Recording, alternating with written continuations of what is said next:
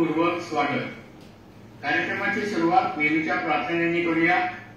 गुरुर्ब्रह्मा गुरुर्विष्णू गुरुर्देवो महेश्वरः गुरु साक्षात् परब्रह्म तस्मै श्री गुरवे नमः. आज आम्ही कार्यक्रम सादर करणार आहोत पुस्तक परिचय. तत्पूर्वी कालच अक्षय तृतीया झाली आणि अक्षय तृतीयाच्या मुहूर्तावर आपल्या संघाचा एक उपक्रम हास्य मंच याची सुरुवात 7 वर्षापूर्वी झाली. त्यामुळे कालच आम्ही 7वा वर्धापन दिन साजरा केला. त्यानिमित्त हास्य मंच मध्ये सहभागी होणाऱ्या सगळ्या सभासदांना मनपूर्वक शुभेच्छा. आता पुढच्या शनिवारच्या कार्यक्रमाविषयी सांगतो. पुढचा शनिवार 22 मे त्या दिवशी आपण नुकतंच ज्याचं प्रशिक्षण घेतलं ते गुगल मीट याच्यावर एक कार्यक्रम आम्ही सादर करणार आहोत. गेल्या शनिवारी चंद्रशेखर ठाकूर आणि अलका वठारकर यांनी गुगल मीट हे ऍप कसं डाउनलोड करायचं आणि त्या कार्यक्रमात कसं सहभागी व्हायचं, दिलेल्या लिंकवर क्लिक कसं करायचं याची सविस्तर माहिती दिली आणि ती आपल्या सगळ्यांनी समजली असेल. तर तो एक कार्यक्रम आपण सादर करणार आहोत पुढच्या शनिवारी आणि सादर करणार आहे अलका वठारकर. काल 3.5 मुहूर्तांपैकी एक अक्षय तृतीया हा मुहूर्त झाला. तर त्यासंबंधी माहिती देत आहे अलका वठारकर.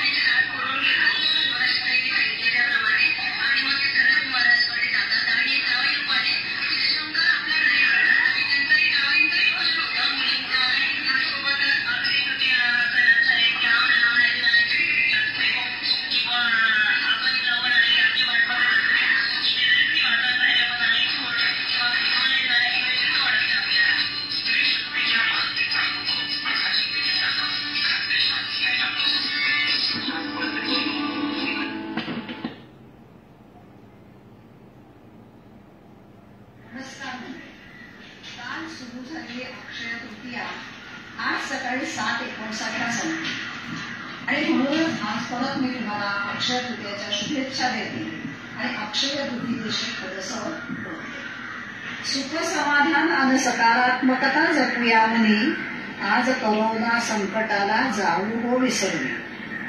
आनंद असेल तर नवे क्षण वेचुनी आठवू ज्येष्ठालयाला. स्वागत करूया, प्रत्यक्ष भेटूया, डाउनलोड करा हो गुगल मीटला. डाउनलोड करा हो गुगल मीटला. याच आजच्या दिनी आपणा सर्वांना शुभेच्छा. वैशाख शुद्ध तृतीया म्हणजेच अक्षय तृतीया, 3.5 मुहूर्तापैकी एक दिवस. हा सण सरत्या चैत्राचा आणि उगवत्या वैशाखाचा म्हणजेच संधी काळाचा. ग्रीष्माला साथ देत अक्षय तृतीया येते. हा दिवस खरोखरच वसंतोत्सवाचा, अक्षय सुखाची साठवण करण्याचा. श्री विष्णूंच्या 24 अवतारांपैकी परशुराम हा चिरंजीवी अवतार याच दिवशी प्रकट झाला. श्री वेदव्यासांनी याच दिवशी महाभारत लेखनास प्रारंभ केला. याच दिवशी पवित्र अशी गंगा नदी स्वर्गातून पृथ्वीवर अवतरली. याच दिवशी सुदाम्याने श्रीकृष्णास मुठभर पोह्यांची पुरसुंडी दिली. याच दिवशी अन्नपूर्णेचा जन्म झाला. याच दिवशी भगवान श्रीकृष्णाने द्रौपदीला अक्षय पात्र दिले. श्री बद्रीनारायण मंदिराचे दरवाजे याच दिवशी उघडले जातात. आणि विशेष म्हणजे याच अक्षय तृतीयेच्या दिवशी 7 वर्षापूर्वी आम्ही ज्येष्ठालयाच्या प्रांगणी हास्य मंच स्थापन केला. त्याचाही आज वर्धापन दिन आहे.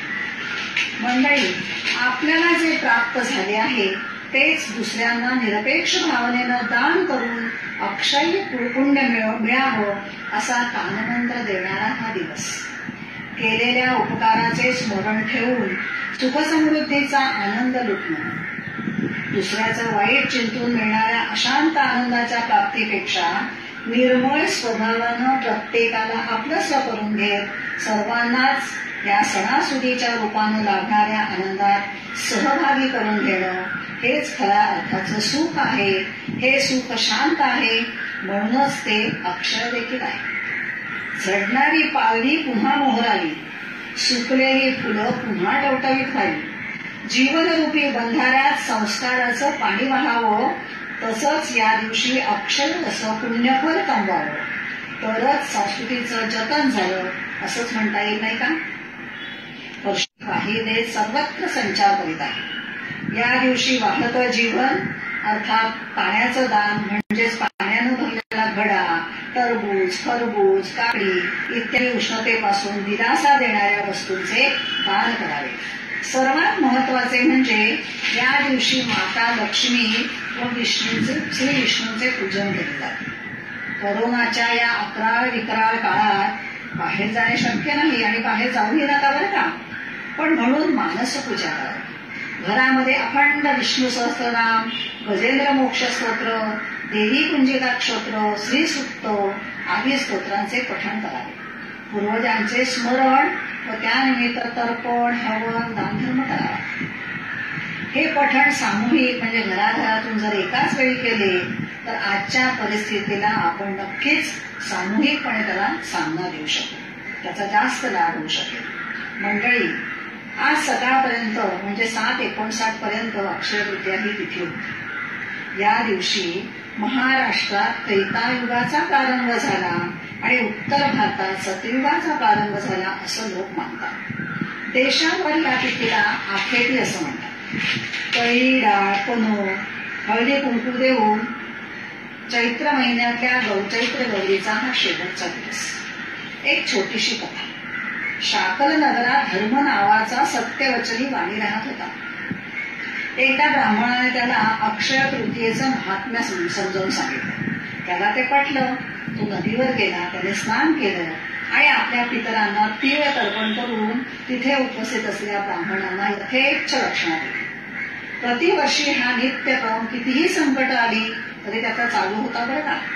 धर्म नावाप्रमाणे तो धर्मासारखा जगला. नामस्मरण करत असताना त्याला भाग्यवंत असं मृत्यू आला. गतजन्माची पुण्याई त्याला पुढील जन्मी लाभली आणि त्याला पुढच्या जन्मात राजपद मिळाले. गर्विष्ठ न राहता त्याने अपार दानधर्म केला. तो चालूच ठेवला. त्याचा खजिना कधीही रिकामा झाला नाही, कारण अक्षय तृतीयेला त्याने भरपूर दानधर्म केला होता आणि म्हणून त्याला हा आशीर्वाद मिळाला. चला तर या अक्षय तृतीयेच्या मुहूर्तावर आपण क्षणभर थांबून अंतर्मुख होऊया. सर्वांच्या जीवनात हे अक्षय सुख सतत वृद्धिंगत होत राहण्यासाठी आपल्या जीवनात जीवाची काळजी तुर्तास घेऊया. सरकारी नियमांचे पालन करूया. कोरोनावर कंट्रोल करण्यासाठी मुखपट्टी, सॅनिटायझर आणि साबण आणि 2 गज अंतर या त्रिसूत्रीचा अवलंब नेटाने करूया. घरातच राहून सकारात्मकतेचा विचार करूया. म्हणजे करोनामुक्त झाल्यावर आनंदे असा अक्षय सुख घेऊन ज्येष्ठालयी जमूया, बोलूया, खेळूया, स्नेह जपूया, कार्यक्रम करूया. हो, पण तोपर्यंत मंडळी सतत ऑनलाईन राहून एकमेकांच्या संपर्कात राहूया बरं का. परत एकदा आपणास खूप खूप शुभेच्छा, खूप खूप शुभेच्छा. धन्यवाद.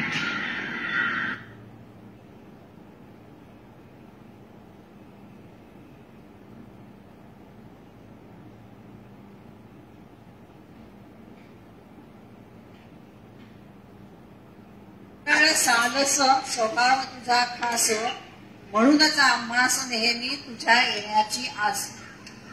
हास्य मंची येऊनी मैत्रीचे बंध विणलेस, सर्वांशीच स्नेह भरे वर्तन ठेवूनी वागतेस. पुढील आयुष्य विविध रंगांनी भरून जावे, तुझ्या आनंदाच्या क्षणी आम्हासही आग्रही आमंत्रण द्यावे.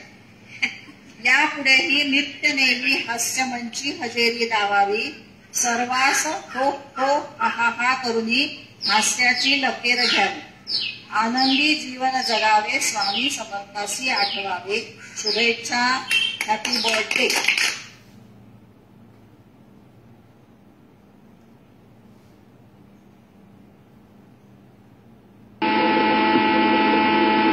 आता वळूया आजच्या कार्यक्रमाकडे.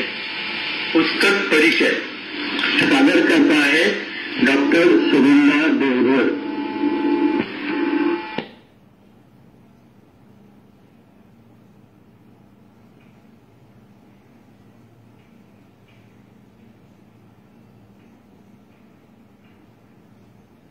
नमस्कार मंडळी.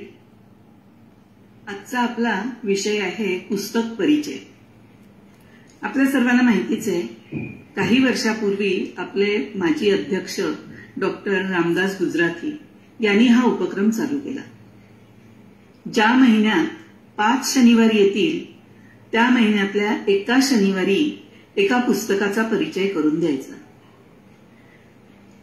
आपल्या ज्येष्ठ नागरिक संघात वाचनालय आहे, त्याचा वापर लोकांनी करावा, आपलं वाचन वाढवावं यासाठी हा उपक्रम सुरू केलेला. आता या महिन्यात 5 शनिवार आले, त्यामुळे आपण हा उपक्रम घेतलाय. आज आपण पुस्तक परिचय करून घेणार आहोत.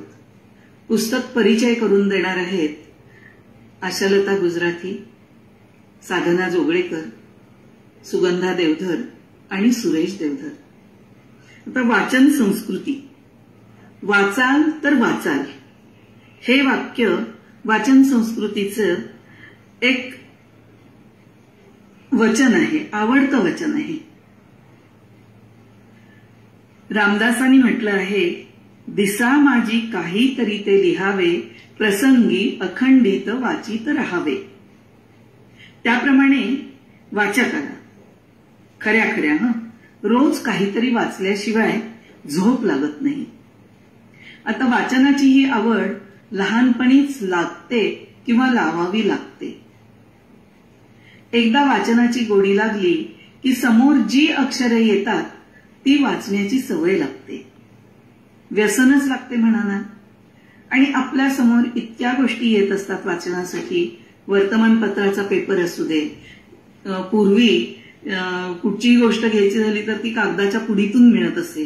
मग तो कागदाच्या पुडीवरचा त्या कागदावरती जे काय लिहिलंय ती वाचायची सवय लागत असे. रस्त्यावरून जाता येताना दिसणारे बोर्ड, बॅनर्स याच्यावरचे अक्षर वाचायची सवय लागत असे. जे येईल ते वाचायचं. यामुळे एक व्हायचं की वाचनाचा स्पीड वाढत असे आणि त्यामुळे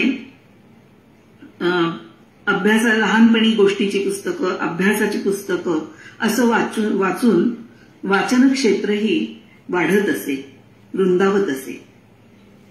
त्यावेळी या वाचनाला शिस्त लावणारा गुरु भेटला म्हणजे काय वाचावं आणि कसं वाचावं, नुसतंच वाचून सोडून न देता त्याचं मनन चिंतन करावं, हे सांगणारे गुरु भेटले तर वाचनाला शिस्त लागते.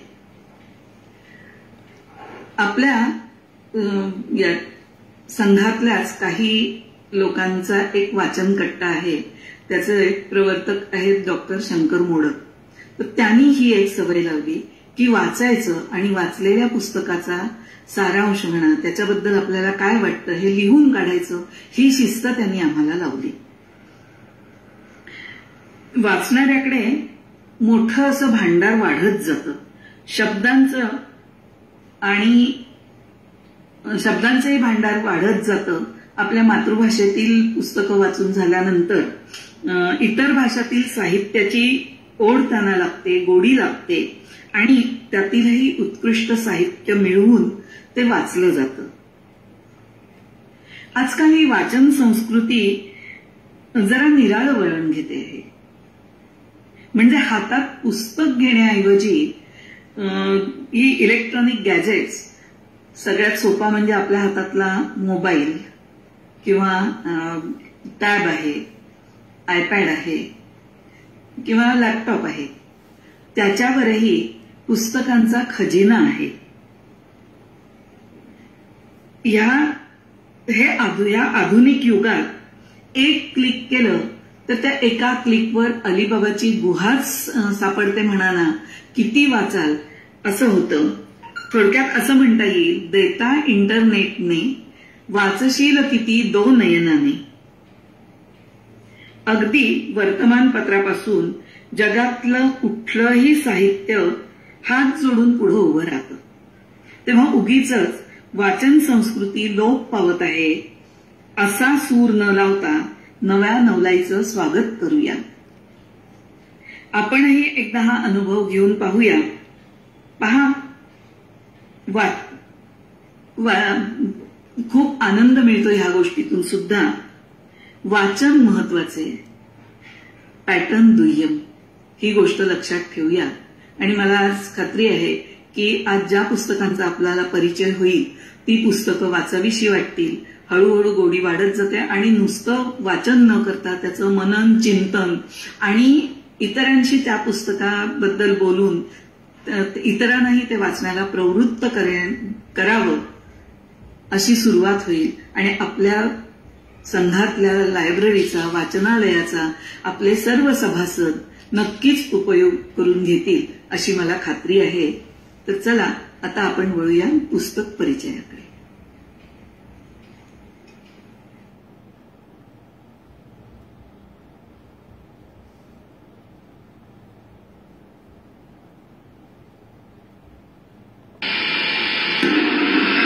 नूतनं करोति वाचालं पङ्गुं लङ्घयते गिरिं यत्कृपातमहं वन्दे परमानंदमाधवम्. ज्याला कठीण ध्येय गाठायचंय त्याच्या पाठीशी देव असतोच, पण त्यासाठी त्याला प्रयत्नांची पराकाष्ठा करावी लागतेच आणि तीव्र इच्छाशक्तीही असावी लागते. तसंच त्याच्या सहकार्यांचा सक्रिय पाठिंबा असावा लागतो. आशाताई आज ज्या पुस्तकाचा परिचय करून देत आहेत ते पुस्तक पंखाविना भरारी. वरील गोष्टी त्याच्यामध्ये प्रकर्षाने जाणवतात. ऐकूया पुस्तक परिचय. सादरकर्त्या आशाताई गुजराती. नमस्कार, मी आशालता गुजराती. आज मी तुम्हाला एका पुस्तकातली गोष्ट सांगणार आहे, थोडक्यात माहिती सांगणार आहे. या पुस्तकाचं नाव आहे पंखाविना भरारी. यात एका 100% अपंग असलेल्या मुलाची कथा आहे. त्या मुलाचं नाव आहे प्रसाद. हे पुस्तक प्रसादच्या आईने म्हणजे शरयू घाडी हिने लिहिले आहे. प्रसादच्या बाबांचं नाव आहे नागेश घाडी. शरयू घाडी सुरुवातीला सांगतात की आपल्या आयुष्याचं कटू सत्य माहीत असतानाही स्वतःच्या शरीराशी झुंजत हसत हसत जगणारा, किती जगलो यापेक्षा कसे जगलो हे समाजाला दाखवून देणारा असा परमात्म्याने आम्हाला दिलेला सुपुत्र म्हणजे प्रसाद. त्याच्या जीवनातून उमललेलं हे पुस्तक पुष्प सहृदयतेने त्यालाच मी अर्पण करते. या पुस्तकाला प्रस्तावना लिहिली आहे मुंबई विद्यापीठाच्या माजी कुलगुरू डॉक्टर स्नेहलता देशमुख यांनी.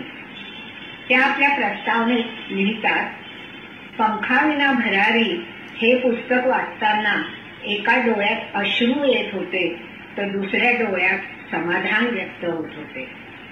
त्या म्हणतात, आम्हा डॉक्टर लोकांना रुग्ण व त्यांचे नातेवाईक देव मानतात. आम्ही रोगनिदान करून औषध योजना करतो, पण आयुष्य दान मात्र देऊ शकत नाही. ते जगनियंताच्याच हातात असते. पुढे त्या म्हणतात, प्रसाद विकलांग असला, शरीर साथ देत नसले तरी त्याचे मन मात्र प्रसन्न असे. प्रसादच्या मातापित्यांचे अपार कष्ट, प्रसादची जिद्द, आव्हाने स्वीकारून अडचणीतून मार्ग काढण्याची त्याची मनोवृत्ती यामुळे प्रसादने अनेक पुरस्कार प्राप्त केले. बालश्री पुरस्काराने सन्मानित प्रसाद जेव्हा गाणे म्हणत असे तेव्हा ते सूर त्याच्या हृदयापासून येत. त्याच्या सुरेख चित्रातून तो आपल्याशी बोलतोच आहे की काय असे वाटे. पंखाविना भरारी वाचताना अनेक संकटे सोसून दाट मानेने जगणाऱ्या प्रसादचे मातापिता हे शिवधनुष्य पेलतात तेव्हा त्यांना हे शारीरिक मानसिक बळ कुठून येतं बरं? प्रसादच्या पायात ताकद नाही म्हणून तो व्हीलचेअरवरून व्यवहार करी. त्याची गड चढून जाण्याची इच्छा पुरी व्हावी म्हणून त्याच्या वडिलांनी त्याला आपल्या खांद्यावर पेलून गडावर नेले. खरंच ही मनाची शक्ती म्हणायला हवी ना. प्रसादची आई महानगरपालिकेत शिक्षिका तर वडील नायर रुग्णालयात सिक्युरिटी गार्ड. मुलाची देखभाल करण्याकरता त्यांनी रोज रात्रपाळी स्वीकारली. आई व वडील नोकरी सांभाळून प्रयत्नांची पराकाष्ठा करत होते म्हणून प्रसाद अनेक पुरस्कार मिळवू शकला. प्रसादला मातापित्यांनी गरुड भरारीचे बळ दिले. हातापायात नाही शक्ती तरी उत्तम आहे माझी उक्ती असे आत्मभान त्याला शिकवले. पाठीवरचा प्रेमळ हस्तस्पर्श त्याला लढायचे बळ देता झाला. प्रसादसाठी शरयूने जे कोणी सांगेल ते सगळे उपाय केले. तांत्रिक, मांत्रिक, ज्योतिषी, गंडेदोरे, पण काहीच उपयोग झाला नाही. त्यातून ती खूप शिकली. एक सजग माता बनली व अंधश्रद्धा सोडून एक कर्मयोगी झाली.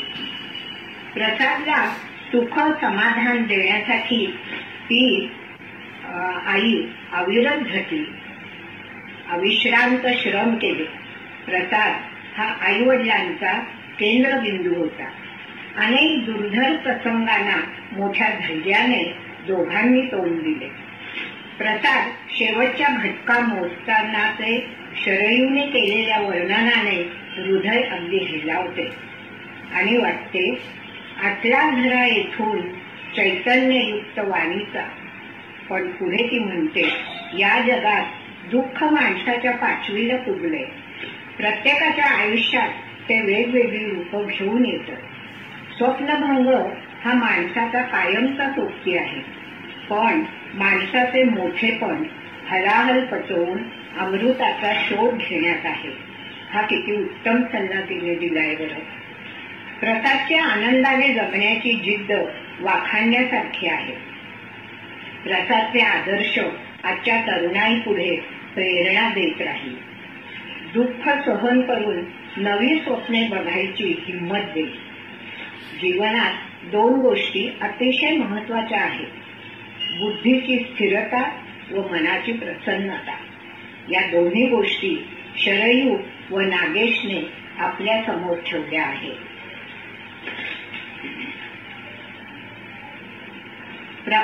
प्रसादच्या आईला शरयूला अनेकांनी सांगितलं, शरयू, तुम्ही प्रसादवर एखादं पुस्तक का लिहित नाही?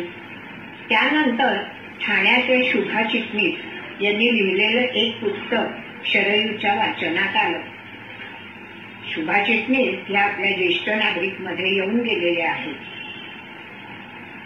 अपंग नव्हे अभंग मी, यात एक अपराजित प्रसादच्या कर्तृत्वाची कहाणी त्यांनी प्रसिद्ध केली आहे.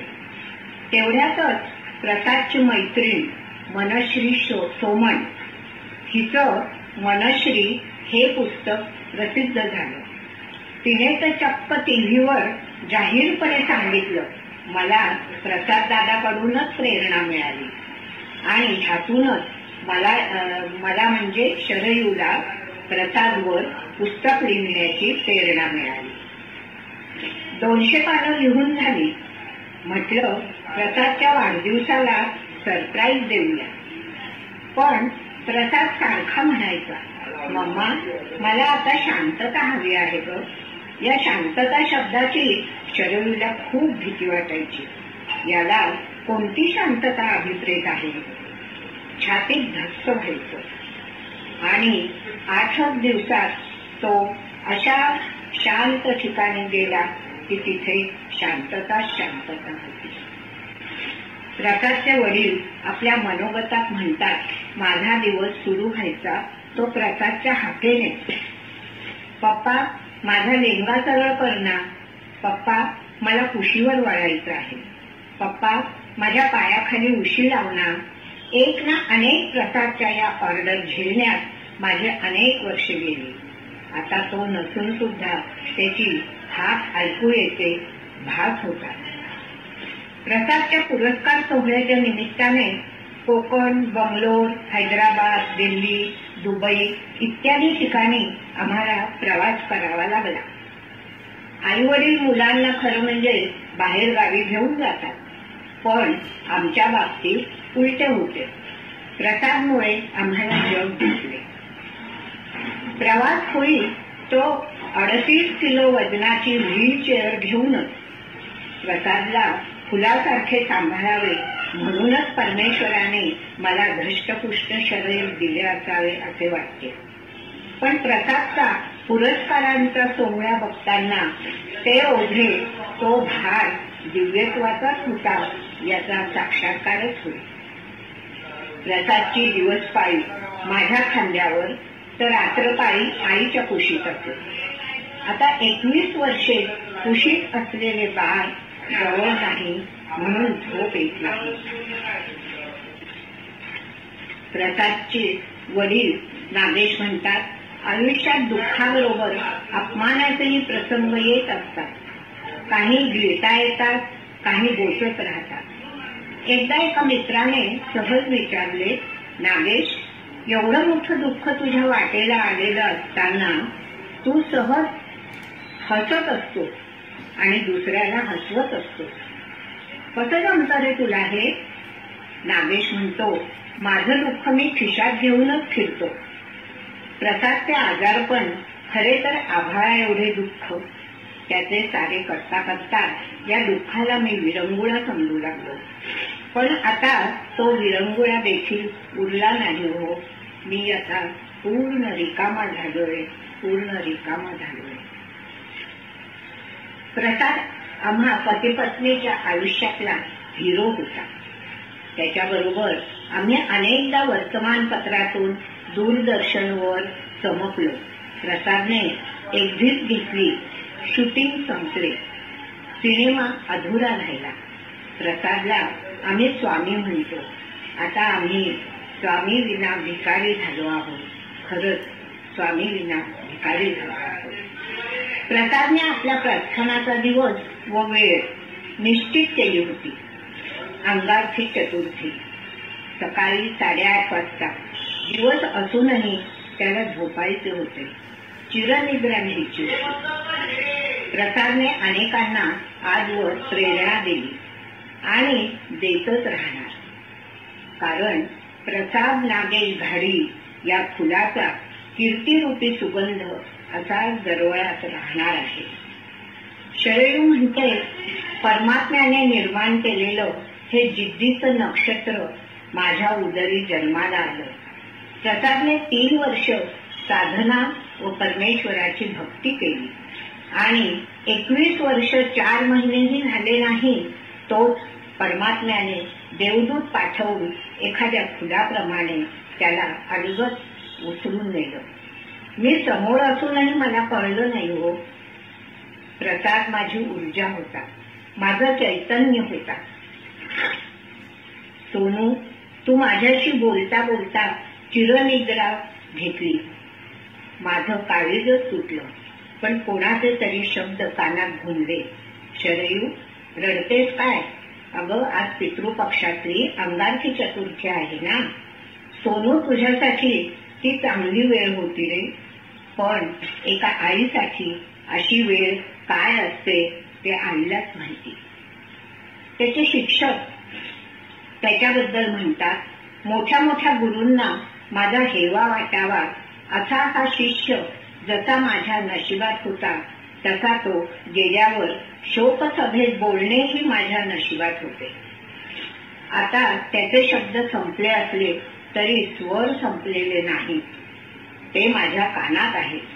जवळून अनुभवलेल्या चमत्कारांची माझ्यापाशी राहिलेली खूण आहे, बकुळीच्या फुलांसारखी, वाळल्यावरही सुगंध देणारी. आई प्रसादला म्हणते, सोनू, तू आता आमच्याकडे वळूनही पाहू नकोस.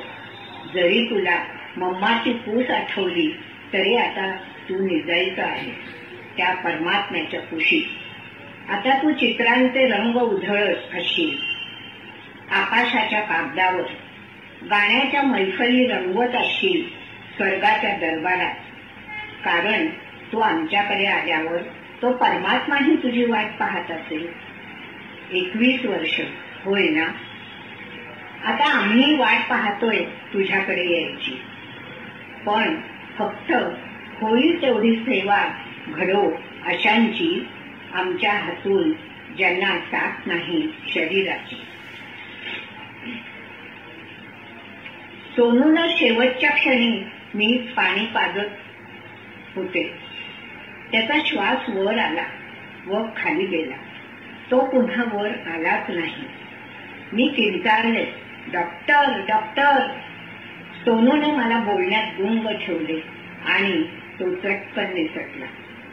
शांतपणे हळुवारपणे मम्मीकडून गोंजारून घेत हं हं म्हणत सोनू बाप्पाकडे गेला. एक सामान्य आई आजही रडते, पण दुसऱ्या बाजूने परमात्म्याचे आभारही मानते. प्रसाद आईबाबांचा हात न धरता, आधार न घेता सुंदर शांत अशा परमात्म्याच्या घरी पावलांचा आवाज न करता गेला. खरंच तो ढगांवर स्वार होऊन त्याने खरंच पंखाविना भरारी घेतली. खरंच पंखाविना भरारी घेतली. त्याची आई शेवटी एक त्याच्यावर कविता लिहिते आणि त्यात म्हणते, रडला नाही, कुडला नाही, कधी न झाला खिन्न, बाल सुलभ त्या सर्व भावता जरी झाल्या विच्छिन्न. विकल शरीर तो घेऊन लढला, कले कलेने वाढत गेला, बंद तोरुणी अपूर्णतेचे पूर्णत्वाच्या पल्ल्यात गेला. प्रसाद हा जिद्दीचा, प्रसाद कर्तृत्वाचा, निराश जीवांना आधार झाला, स्रोत प्रेरणेचा. उतला नाही माही मातला, सहानुभूतीला शरण न गेला, दीपस्तंभ तो होऊन उरला, प्रकाश चैतन्याचा, प्रकाश चैतन्याचा. अशा रीतीने प्रसादने पंखाविना भरारी घेतली आणि आई आणि वडिलांची पूस अगदी रिकामी झाली, अगदी रिकामी झाली. खरं म्हणजे आज मला गुजराती सगळ्यांची खूप आठवण येते. कारण ते असते तर मला सांगितलं असतं की तू असं लिही, तू असं बोल, असो. देवधरांचे आणि सगळ्यांचे मनपूर्वक आभार. धन्यवाद.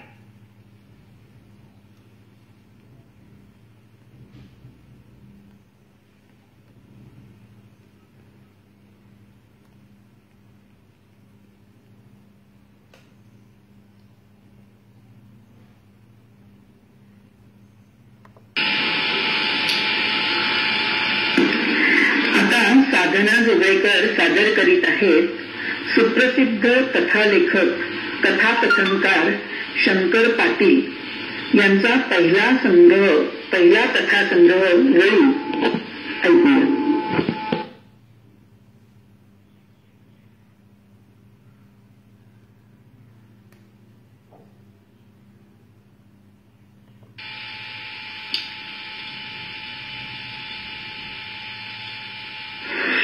नमस्कार मंडळी, मी साधना जोगळेकर. आज या महिन्यातील तिसरा शनिवार, पुस्तक परीक्षणासाठी आपण राखून ठेवलेला दिवस. हेच आपल्या संघाचे वैशिष्ट्य आहे.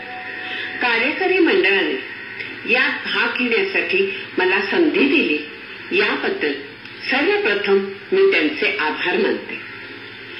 आज मी निवडलेल्या पुस्तकाचे नाव आहे वळीव.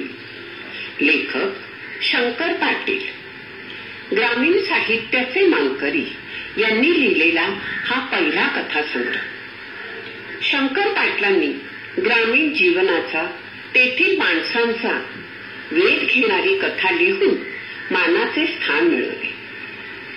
प्रथम आपण लेखकाचा थोडक्यात परिचय करून घेऊया. शंकर पाटील शेतकरी कुटुंबात जन्मले. 1926 साली पट्टण कोंडोली, जिल्हा कोल्हापूर. त्यांचे लेखन व व्यक्तिमत्व चतुरस्त्र होते. लेखनात कथा, कादंबरी, वगनाट्य, पटकथा यांचा समावेश होता. आभाळ, धिंड, तारफुला, बंधारा इत्यादी पुस्तके खूप गाजली. कित्येक कथांचे भारतीय भाषा व पाश्चात्य भाषांमध्येही अनुवाद झाले. पिंजरा, केला इशारा, जाता जाता इत्यादी चित्रपटांच्या कथा व संवाद लेखनही केले. त्यासाठी त्यांना शासकीय पुरस्कारही मिळाले. 1960 ते 1968 या काळात त्यांच्या लेखनाला बहर आला. 1985च्या नांदेड येथील साहित्य संमेलनाचे अध्यक्षपदही भूषवले. याशिवाय रयत शिक्षण संस्थेत अध्यापनाचे काम केले. आकाशवाणीवरही काम केले. कथाकथनांचे त्यांचे कार्यक्रम तर सर्वश्रुत आहेत. अशा लेखकाला अभिवादन करून मी या कथासंग्रहाकडे वळते. वळीव या पुस्तकाला आजच्या पुस्तकांसारखी प्रस्तावना नाही, पण सुरुवातीलाच लेखकाने आपल्या भावना आई वडिलांच्या स्मृतीस समर्पित केल्या आहेत. ते लिहितात, आमच्या नशिबातला मोठणारा जाऊन हातात खुर्प्याऐवजी लेखणी आली. ती त्यांच्याच अपरंपार कष्टामुळे. ही त्यांची कृतज्ञता, विनम्रता त्यांच्या लेखणीस उत्तरोत्तर यश देत गेली. संपूर्ण कथासंग्रहाचा आपण आढावा घेऊया. हा कथासंग्रह 1957 साली मेहता पब्लिशर्सनी प्रकाशित केला. विनोद व हास्य यांनी सजलेला हा हलका फुलका कथासंग्रह. भाषा रोजचीच, बोली भाषा, ग्रामीण भाषा, प्रसंगी शिवराज, म्हणी वाक्प्रचारांचाही उल्लेख यात होतो. यामुळे मानवी स्वभावाचे विविध रंग व छटा दिसतात. एकूण 14 कथा आहेत. प्रत्येक कथेचा रंग वेगळाच. कथा लांबलचकही नाहीत. कथा साध्या, सरळ, पण एकच धागा असा की मनाला कधी चटका लावतो तर कधी हुरहुर. प्रत्येक गावातील महत्वाची व्यक्ती म्हणजे पाटील, शाळेतील मास्तर, पंच, चावडी नाका, खोत यांच्या सवयी आणि स्वभाव यांचे वर्णन वाचून ग्रामीण जीवनाचे दर्शन होते. 50-60 वर्षापूर्वीचा भारत, तेव्हाची आर्थिक सामाजिक परिस्थिती याचेही आपल्याला ज्ञान होते. कथा रंजक आहेत, त्यांच्या कथेतील चैतन्य कधीच संपले नाही. त्यामुळे प्रत्येक कथा शेवटपर्यंत वाचण्याची उत्सुकता राहते. चला तर मी आता तुम्हाला काही निवडक कथांचाच परिचय करून देते. यातली पहिली कथा वळीव. कथा संग्रहाचे हेच नाव मिळाले. पाहूया बरं त्याच्या मागचे कारण काय ते. पावसाचं व शंकर पाटलांचं एक नातं आहे. ते नेहमी म्हणत, पाऊस म्हणजे माझा जिवलग दोस्त. उन्हाची खाई उसळली की माझी तगमग सुरू होते, पण पाऊस एकदा कोसळू लागला की माझ्या चित्तवृत्ती उल्लसित होतात. वळीव, आभाळ यासारख्या अनेक कथातून त्यांनी पावसाची विविध रूपे चित्रित केली आहेत. ताशासारखा तडतड बडवणारा पाऊस, रिमझिम पाऊस, धुवाधार पाऊस इत्यादी. आता वळीव या कथेकडे मी 2 भागात पाहते. पहिला भाग म्हणजे निसर्गाचे एकदम बदलणारे स्वरूप. उन्हाची खाई उसळली होती. बसल्या जागी अंग घामानं भिजत होते. सावलीला मग खोपीत बसलं तरी बाहेरच्या झळा आत येत होत्या. सारी भूमीच खेळडागत डगडगीत होती. उन्हाकडे डोळे उघडून बघवत नव्हतं. बुभळ बाहेर पडत होती. उन्हाने टाळकं तडकू नये म्हणून 4 पदरी धोतराचा एक फडाणा डोक्यावर पांघरून रस्त्यावरून लोक जात होते आणि त्यांच्या चालीबरोबर तो लपाक लपाक हलत होता. आणि काय, एकाएकी वाऱ्याची झुळूक अंगावर आली. खोपीचा पूर वाजू लागला. चक्री वारं घुमू लागलं. दोघांची झुंबरं हलू लागली. लाल धूळ गगनाला भिडत होती आणि त्यात गाव भस्मसात झालं होतं. झाडं झोकांड्या खाऊ लागली. गिरट्या घालणारे पक्षी हिरकावे खाऊ लागले. डेरेदार झाडं वाऱ्यात ओलवी होऊन भुईला नाक घासू लागली. टपोरे पावसाचे थेंब पडू लागले. एवढ्यात समोरच नागागत वीज सळसळली. काळ्या पाटीवर पेन्सिलीनं रेघ काढावी तशी पाऊस वाजत वाजत आला. मातीचा खरपूस वास दरवळत गेला. पाऊस अगदी झोडपून गेला. अशी ही चित्रमयता त्यांच्या लेखनातली पहा बरं. आता कथेचा दुसरा भाग म्हणजे तात्या देसाई. लुकलुकणारी मान, थरथरणारे हात, पडदा आलेले डोळे. पाऊस थांबताच खोपीतून घराकडे जाण्यास निघतात. चिखलाच्या राड्यातून काठी टेकत जाताना सहज हाताकडे त्यांचे लक्ष गेले. अरे, अंगठी कुठं गेली? होती तांब्याचीच, पण ती त्याच्या म्हातारीने त्याला दिली होती. का तर तो पायाळू आहे ना, आणि वीज कडाडली म्हणून तात्याला आठवण झाली. तेवढ्यात एक मुलगा धापा टाकत जवळ आला. हाताची मूठ तात्याच्या हातात रीती करत म्हणाला, ही घ्या होती. म्हातारीनं घालता उडवलं नका धरणं. पावसातच पिटाळला मला. आठवणीनं घाला बघू. म्हातारा पायाळू आहे, त्याला विजेचा धोका पोचू नये म्हणून म्हातारीला अंगठी पाठवली. नात्यातील मधुरता पहा. शेवटी लेखकही लिहितात, हातावर ठेवलेल्या त्या तांब्याच्या अंगठीकडे तात्या महू घातल्यागत, महू म्हणजे मध, बघतच राहिला. चेहऱ्यावर हास्याची स्मितरेषा उमटली. किती भावस्पर्शी कथा आहे ना.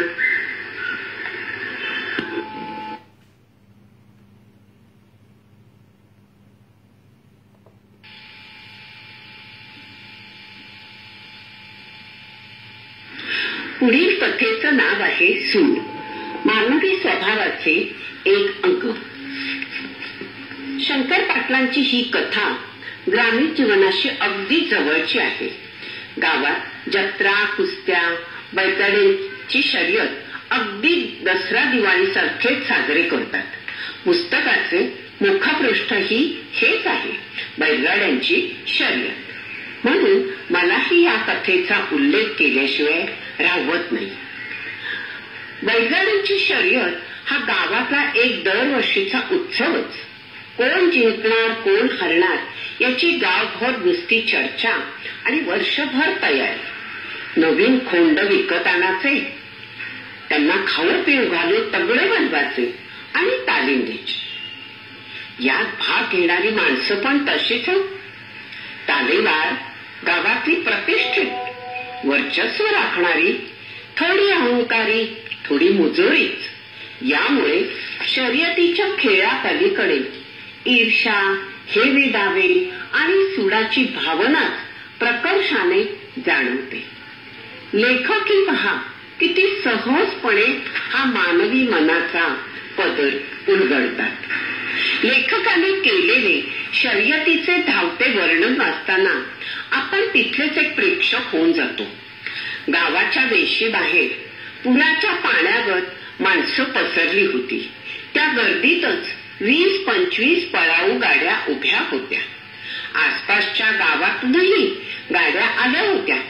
त्या भोवती लोकांनी कडं केलं होतं. आखाड्यात उतरल्यावर पहिलवान जसे एकमेकाला शड्डू मारावा तसे हे स्पर्धकही एकमेकांकडे बघत होते. जवळपासच्या झाडांचे रंगही बदलत होते. माणसांनी ती नुसती लगडून गेली होती. 1-2 आकडे पुकारले गेले आणि क्षणात सागरासारखा अथांग पसरलेला जनसमुदाय एकदम उठून उभा राहिला. माना उंच करून बघू लागला. तोच 3 आकड्याचा पुकारा झाला आणि सैन्य तुटून पडावं तशा गाड्या मातीच्या गुलाला आसमंत भरून गेला आणि शर्यत रंगत रंगत गेली. गाडीवानांच्या आवाजाने वातावरण दुमदुमून गेलं. सैरावैरा धावणाऱ्या गाड्या मागं पुढं होऊ लागल्या. एवढी अफाट गर्दी काही जनावरांनी पाहिली नव्हती. त्यामुळे जिकडे माणूस नसेल तिकडे ते बैल धावू लागले. जीवाची पर्वा न करता बैल तुफान सुटले होते आणि जनावर मेली तरी बॅत्तर असं समजून गाडीवान बैलांचा पिट्ट्या पाडत होते. पुढच्या गाड्या पार दिशेनाशा झाल्या आणि एकाएकी शर्यतीच्या फज्जावरून फू फू फू असं शिंग वाजलं. शर्यत थांबली. आता शर्यतीत हार आणि जीत आहेच, पण हरलेला स्पर्धक आणि त्याच्या बैलजोडीची हालत मात्र पावत नव्हती. बैलांनी मार खाल्ल्याने त्याची कातडी सोलवटली होती.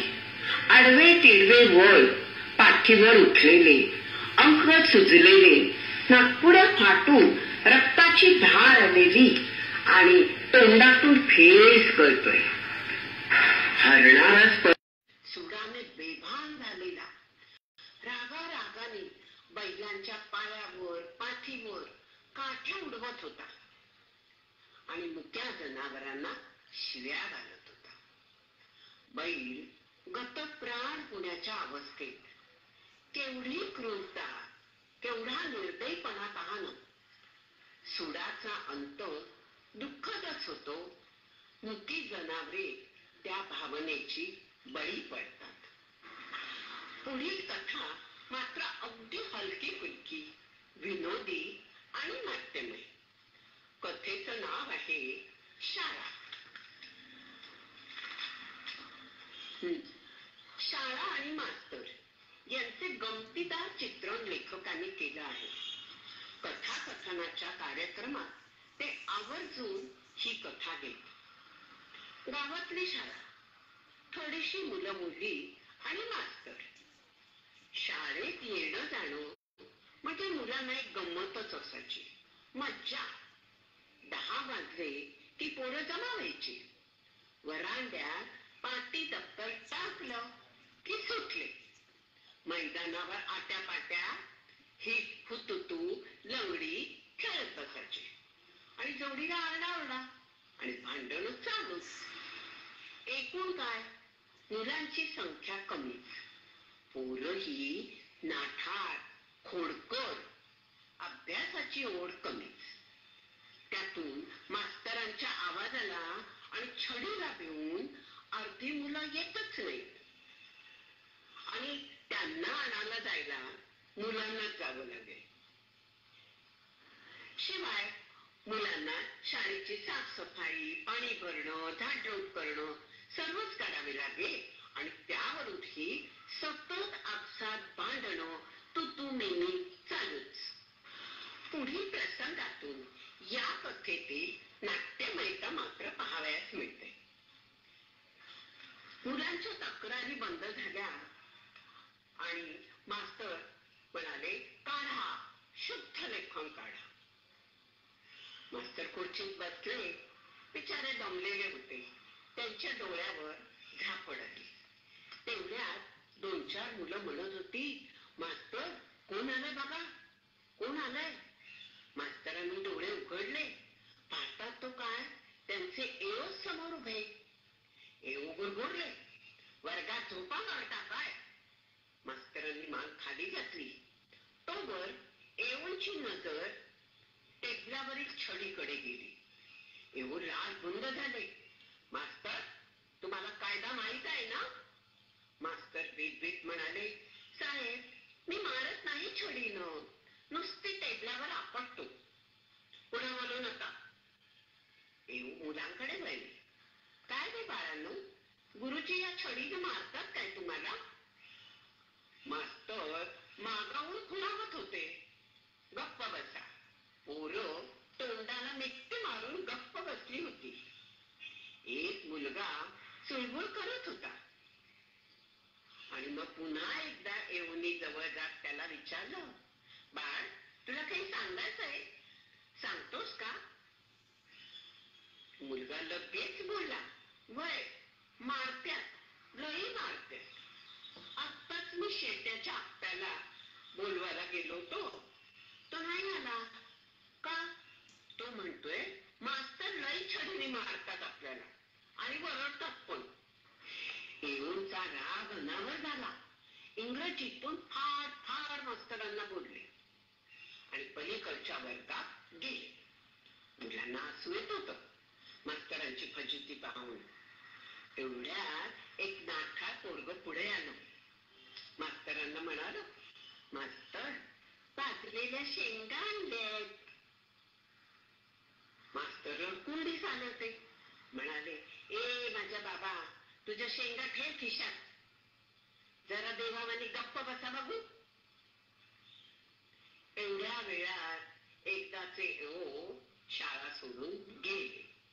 ते बघून मास्तरांना हाय झालं. तसेच लगेच त्या मुलांकडे वळून म्हणतात, मगाशी कुणी आणल्या ते शेंगा, काय बघू. पोरानं खिशातून साऱ्या शेंगा मास्तरांच्या टेबलासमोर ठेवल्या आणि हळूच विचारलं, आता आम्ही खेळायला जाऊ. मास्तर म्हणाले, जावा खेळायला जावा. सगळी पोरं बाहेर पडली. आवाज गलबला नाहीसा झाला आणि मास्तर शांतपणे शेंगा फोडीत बसले. आहे की मी विनोदी आणि गमती.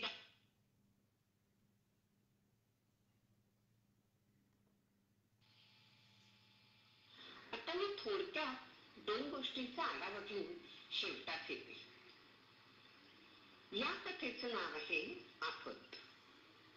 गावात ना तशी थोडी थोडी मोजकीच घरं, त्यामुळे हे लोक एकमेकांच्या सुखदुःखात सहभागी होतात. पण काही वेळा नको तेवढ्या चौकशा आणि शंका कुशंकाने माणसावर आफत येते. कशी ती पहा. पाटलाचा मुलगा मन्या बाजाराला गेला होता.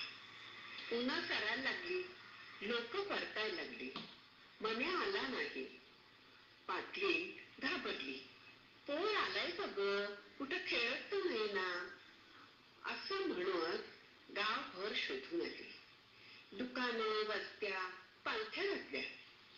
संध्याकाळ झाली. खंदीर घेऊन पाटलांनीही जवळपासच्या नातलकांकडे जाऊन पाहिलं. बातमी गावभर झाली. लोक जमू लागले. शंका कुशंका काढू लागले. मारपीट तर झाली नाही, भांडून तर गेला नाही, असे उलट पुलट विचार घुमू लागले. रात्र सरली, दिवस उजाडला. पाटलाचं अवसान कळलं होतं. काम धाम टाकून ओसरीवर बसून राहिला. दुपार होता होता. ध्यानी मनी नसताना एका परक्या माणसाबरोबर मन्या घरी परतला. बापानं उराशी कवटाळलं. मन्या आला ग आला. जोरात बायकोला साथ घातली. त्याला बघायला माणसं जमा झाली. मन्या एका कोपऱ्यात तर आलेलं पाहुणं दुसऱ्या कोपऱ्यात. ही गर्दी झाली. खोत आले, मास्तर आले आणि म्हातारे कोतारे इतर. पाहुण्यावर प्रश्नांचा भडीमार सुरू केला. काही जण त्याच्यावर संशय घेऊ लागले. तू कुठला? मिरजेचा? इतक्या लांब बाजाराला कशाला आला? तुला कानडी येतं का बोलायला? अशा विचित्र प्रश्नांनी पाहुणं चक्रावून गेला, भडकला. अहो, पोराला इथवर घालत आणलं, त्याचं उपकार मानायचं राहिलं बाजूलाच. काय आफत आणली माझ्यावर. इतक्यात मन्याची आय पुढे आली. पोराला निहाळत म्हणाली, अरे याच्या गळ्यात पेटी होती आणि कमरेला चांदीचा कटुरा. तू नाही दिसत आहे. हे ऐकताच एक म्हातारा काठी घेऊन पाहुण्यावर सुटला. पाहुणं गळागळा करू लागला. अहो, मी वारकरी आहे, मळकरी आहे, मी काय करू? असं माळ घालून तुकाराम बनणारे लई आहेत, तर लोकांच्या तोंडावर कोण हात ठेवणार? मन्या बेभान झाला होता. त्याच्या तोंडातून शब्द फुटेना. परिस्थिती हाताबाहेर जाते की काय हे पाहताच मास्तर पुढे आले. सर्वांना शांत केलं. जरा गप्प बसता का? आणि मन्याला बोलत केलं. सारे शांत झाले. साऱ्या शंका दूर झाल्या. एवढं होईपतर ना त्या पोराला ना पाहुण्याला पाणी बी विचारलं नव्हतं. शेवटी मास्तर म्हणाले, जरा पाणी द्या त्यांना आणि 4 पैसेही द्या. पाटलाच्या डोक्यात उजेड पडला. पाटील बोलल्या, हे घ्या पैसे. माझ्या पोराला नवीन जन्म दिला. माझ्या नावानं याचा पटका बांधा. पाहुण्याने घेत पैसे घेण्याचे नाकारले. पाहुणा आधीच चिडला होता. पैशाला हात न लावताच पाहुण्यानं सर्वांना रामराम ठोकला आणि निघाला. बडबडत गेला. भलं करायला गेलो तर मीच आफत ओढून अंगाशी घेतली. बघितलं ना लोकांची मानसिकता कशी आहे ती. आता पुढची गोष्ट अगदी छोटीशी आहे आणि अगदी मनाला हुरहुर लागणारी. गोष्टीचं नाव आहे कथेचं खेळ. शेतकरी कुटुंबात त्याची जनावरं म्हणजे गाई, म्हशी, बैल, वासरं, पाडसं ही कुटुंबातली सदस्यच. अशा एका कुटुंबात गाय व्यायली आणि पांढरा शुभ्र पाडा जन्माला आला. लेखकानं इतकं भरभरून त्याच्या रूपाचं कौतुक केलं आहे. वासरू मोठं देखणं, चलाखही होत. अगदी मगरीच्या फुलागत पांढरं फेक आणि मऊ मऊ सूट अंग. त्या अंगावरून एकसारखा हात फिरवावासा वाटते. कोळी कोळी शिंग आणि भूक लागली की लवलवणारी जीभ काढून हमरू लागेल. सर्वच काही मोहक होत. घरातल्या मुलांचा एक मित्रच बनला. हरणागत दिसणाऱ्या त्या वासराचं नावही रुपयात ठेवलं. मुलं गोळ्या झाली की इवलेचे कान खालीवर करत तर कधी टवकारत टुमकन उड्या मारत उभा राहील. त्यांच्या शेवटी कट्टी जमली. सकाळ संध्याकाळ मुलं खेळू लागली. रोजच सुरू झालं. एकदा घरातली माणसं सकाळी सकाळी बाहेर पडली ही पोरं मित्रांना घेऊन रुपयाजवळ आली. अंग कुरवाळीत राहिले. मऊ मऊ रेशमी अंग थरथरच असे. मुलं जरा जास्तच खोड्या काढू लागली. तसा रुपया टणकन उभा राहिला. चपळा काय र असं म्हणत त्यानं दाव सोडलं. पाय बघा कसं घोड्यावाने पळणार शर्यतीत. जरा बाहेर सोडू आणि लगेच आणूया असं म्हणता तोवर रुपयाचं दाव सुटलं आणि रुपया उडाला. पळतच सुटला. पोरं माग ते पुढं धावतायत. रुपयाच्या तोंडाला फेस आला. पाय वाकडे पडू लागले. पोरं घाबरली. कसं तरी कडक करून त्याला कसा बसा थांबवला. रुपया सशागत पोरांकडे पाहत राहिला. त्याला मोठ्या दांडीला बांधला आणि गवत टाकलं त्याच्या पुढे आणि शाळेची वेळ झाली म्हणून पोरं पळून गेली. शाळा सुटली तशी पोरं रुपयाला पाहायला आली. पाहतात तो काय मोठ्या रुपया चारी पाय टाकून आडवा पडला. त्याच्या तोंडाचा फेस वाळून गेला होता. मुलं अंगावरून हात फिरवत होती. अंग थरथरे ना. कान टवकारले नाही. टुकू पाहिलं नाही. मुलांच्या डोक्यात उजेड पडला आणि पाण्याच्या धारा वाहू लागल्या. आता बघा पोरही लहान ते वासरूही लहान त्याचाही कोवळा जीव होता. मुलांच्या खेळापायी त्याच्या जीवनाचा मात्र खेळ संपला होता. मुलांनाही काही ते समजलं. ही गोष्ट मनाला फार चटका लावून जाते.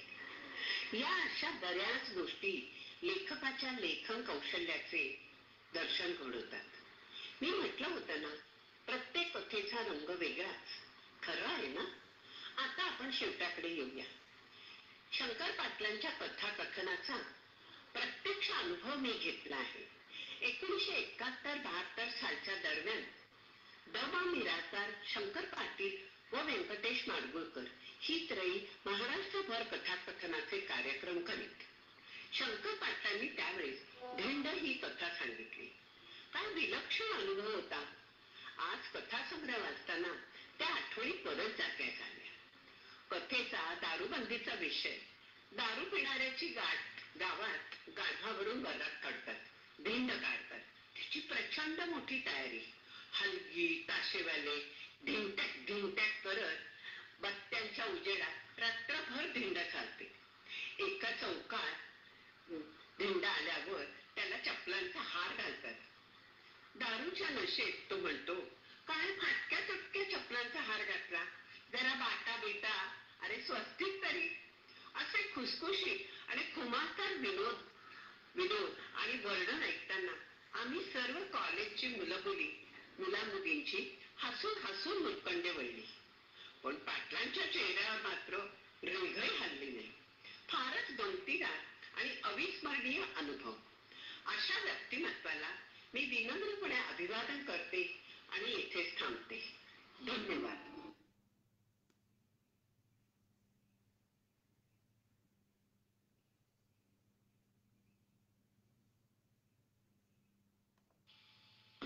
व्यक्ती तितक्या प्रकृती आणि व्यक्तिगणित भिन्न स्वभाव. कुटुंबात अशा अनेक स्वभावाच्या व्यक्ती एकत्र राहत असतात. त्यामुळे संवाद विसंवाद घडत असतात. एकमेकांशी जुळवून घेण्यासाठी सुसंवाद राखण्यासाठी काय उपाय करावे हे संसाराचा सारीपाट या भाल महाबळ लिखित पुस्तकात निवेदन केलेले आहे. या पुस्तकाचा परिचय करून देत आहेत श्रीयुत सुरेश देवधर.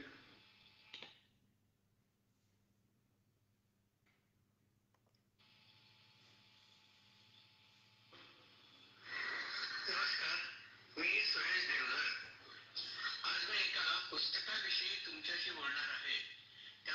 पुस्तकाचं नाव आहे संसाराचा सारीपाट. या पुस्तकाचे लेखक आहेत भा. ल. महाबळ. सुरुवातीला लेखकाचा परिचय. महाबळ यांचा जन्म 3 ऑगस्ट 1932, म्हणजे आज त्यांचं वय 88 वर्षापेक्षा जास्त आहे आणि अजूनही ते ऍक्टिव्ह आहेत. त्यांचा व्यवसाय, ते व्यवसायाने इंजिनियर, VCTI कॉलेजमधून प्राध्यापक आणि सिव्हिल इंजिनियरचे खाते प्रमुख म्हणून ते निवृत्त झाले. त्यांची अनेक पुस्तकं प्रसिद्ध झाली आहेत आणि विविध विषयांवर त्यांनी लेखन केलेलं आहे. कथासंग्रह, 19 कथासंग्रह प्रसिद्ध झाले आहेत. उदाहरणार्थ काही पुस्तकांची नाव, कथा संग्रहाची नावं असा नवरा किंवा ते हवे ते नव्हे ते हवे. एक कादंबरी सुद्धा लिहिल्यात त्यांनी 2, दत्ता दी ग्रेट आणि अपराध मीच केला. त्यांचे अनेक लेखक संग्रह प्रसिद्ध आहेत. काही लेखसंग्रहांची नावं: आई रिटायर झालीच आहे, रुबाबदार वार्धक्य, आजी आजोबा, आधार की अडचण, जमवाजम, किस्से नोकरांचे आणि किस्से धन्यांचे आणि संसाराचे सारीपाट. त्याने एक एकांकिका लिहिलेली आहे, तिचं नाव आहे नांदा सौख्यभरे. अनेक विनोदी सुट्टे त्यांनी लिहिले आहेत, त्याची नावं छान आहेत: हसरी चोरी, हसरे किस्से, हास्य विनोद, हास्य तुषार, हास्य तारे, हास्य वारे, हास्य झरे, हास्य पाठ, फसफस, खळखळ, खसखस, गडगड इत्यादी. त्यांना अनेक पुरस्कार मिळाले आहेत. काही उदाहरणार्थ सांगतो. महाराष्ट्र साहित्य परिषद पुणे यांचा G.V. जोशी पुरस्कार त्यांना मिळाला आहे. महाराष्ट्र शासनाचा विनोदी प्रौढ वाङ्मय याच्यासाठी मिळालेला आहे आणि त्या कथासंग्रहाचं नाव होतं नवरा बनवावा तसा बनतो. सार्वजनिक वाचनालय नाशिक 1997-98चा पुरस्कार आहे. महाराष्ट्र शासनाचा प्रौढ वाङ्मय विनोद पुरस्कार, पुणे मराठी ग्रंथ संग्रहालयाचा राजेंद्र बनहट्टी कथा पुरस्कार आणि इतर अनेक. आता थोडस या पुस्तकाविषयी, याचं मी खरं तर पुस्तक परीक्षण करणं बरोबर म्हणणं योग्य होणार नाही, त्या पुस्तकाचा परिचय करून देणार आहे आपल्याला. त्या पुस्तकाचं नाव आहे संसाराचा सारीपाट. संसाराचा सारीपाट हे योजना करून लिहिलेलं एकसंध किंवा शास्त्रीय पुस्तक नाही. या पुस्तकातील प्रत्येक लेख स्वतंत्र आहे. 1994 ते 98 या काळात शहरातील मध्यमवर्गीय कुटुंबांविषयी दैनिक लोकसत्ता, दैनिक महाराष्ट्र टाइम्स, रोहिणी मासिक, चौघी मासिक, मेनका प्रकाशांची जत्रा या नियतकालिकात त्यांनी अनेक लेख लिहिले. हे पुस्तक म्हणजे अशा काही लेखांचं संकलन आहे. कुटुंबाची त्यांची कल्पना, तो, ती आणि त्या दोघांची मुलं अशी मर्यादित नाही. त्याचे आणि तिचे आईवडील म्हणजेच दोन्हीकडचे आजी आजोबा आणि त्यांचे आणि तिचे नातेवाईक म्हणजे कुटुंब. कुटुंबात एकोपा असावा. कुटुंबातील प्रत्येकानं दुसऱ्याला समजून घेऊन आत्मीयतेने व उदारपणे वागावं आणि कुटुंबात आनंद व विश्वास असावा अशी सगळ्यांची इच्छा असते. तर संसार हा अरे संसार संसार असा न होता संसार संसार असा असावा असं त्यांना वाटतं. या लेखांमागे इडापिडा टळावी, कुटुंब सुखी राहावे यासाठी काय करावे आणि काय घडावे याबद्दलचा विचार आहे. या पुस्तकातील सगळेच लेख अतिशय वाचनीय आहेत, पण मला आवडलेला एक जो लेख आहे त्याचे शीर्षक आहे ढवळाढवळ की सहभाग. वृद्धांनी मुलासुनेच्या संसारात ढवळाढवळ करू नये, अलिप्त राहावं असं गंभीरपणे म्हणत राहणारा एक वृद्धांचा पक्ष आहे. या पक्षाचं म्हणणं असं की आपण म्हाताऱ्यांनी आपला संसार आपल्या मनाप्रमाणे केला, आता मुलासुनांना त्यांच्या मनाप्रमाणे त्यांचा संसार करू द्यावा. आपल्या कल्पना आपण त्यांच्यावर लादण्यात काय अर्थ आहे. आपल्याला थोडंफार स्वातंत्र्य स्वातंत्र्य हवं असं मुलासुद्धा वाटत असणार, हे न समजणारा दुसरा एक पक्ष आहे. या दुसऱ्या पक्षाचे लोक म्हणतात मुलगा आणि सून हे आपलेच आहेत ना, अहो ते परके थोडेच आहेत. म्हातारपणात त्यांनी आपली काळजी घ्यावी अशी इच्छा आपण बाळगायची. मग आपण त्यांची 4 कामं करायला हवी. हातपाय चालतात तोवर करावी. मुलासुरांच्या संसारात आपण बेट्यासारखं अलिप्त राहून चालणार नाही. हा दुसरा पक्ष मुलासुरेच्या संसाराला आपल्या संसाराचा दुसरा अंक समजतात आणि रंगमंचावरची आपली जागा सोडत नाही. एक छानसं उदाहरण सांगतो, ते आहे अण्णांचं. अण्णा अलिप्ततावादी आहेत. अण्णा उठल्या बागेत फिरण्यापेक्षा जास्त करून बसण्यापेक्षा जास्त करून समवयस्क मित्रांची गप्पा मारायला आणि गप्पांपेक्षा जास्त करून टिंगल टवाळी करायला जातात. घरी येताना ते वाट्यातल्या प्रशांत हॉटेलात शिरतात. अहो काहीतरी खातात, चहा घेतात आणि आरामात 8:30 पर्यंत घरी पोहोचतात. अण्णा घरात शिरतात आणि वृत्तपत्रात डोळे खुपसतात.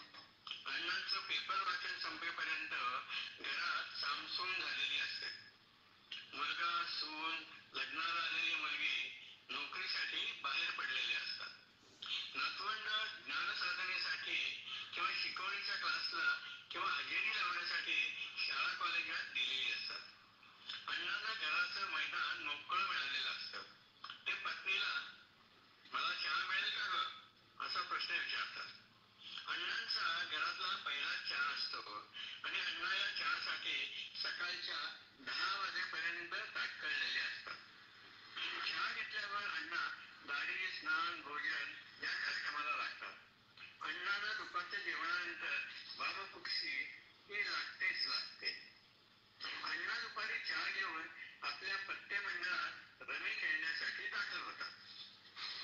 रमी प्रशांत हॉटेलात काहीतरी खाणं, बागेत फिरणं उर्फ बसणं उर्फ गप्पा मारणं आणि रात्री 9 वाजता बाग बंद झाल्यावर किंवा बाग बंद झाल्यामुळे घरी येणं हा अण्णांचा त्यांच्यामध्ये आदर्श कार्यक्रम आहे. अण्णा म्हणतातच माझ्यापासून मुलगा, सून, नातवंड यांना काही उपद्रव नाही. अहो हे नवीन नावाचे मुलं, त्यांच्या स्वातंत्र्यावर आपण कशाला बंधने घाला. माझ्यासारखा बाप आणि सासरा मिळणं ही आमच्या चिरंजीवांची आणि सुनबाईंची पूर्वपुण्याहीच असावी. अण्णांच्या चिरंजीवांना विचार, तो बोलत नाही. वडिलांच्या विरुद्ध स्पष्ट बोलण्याइतपत तो उद्धट नाही, पण तो तिरकसपणाने म्हणतो.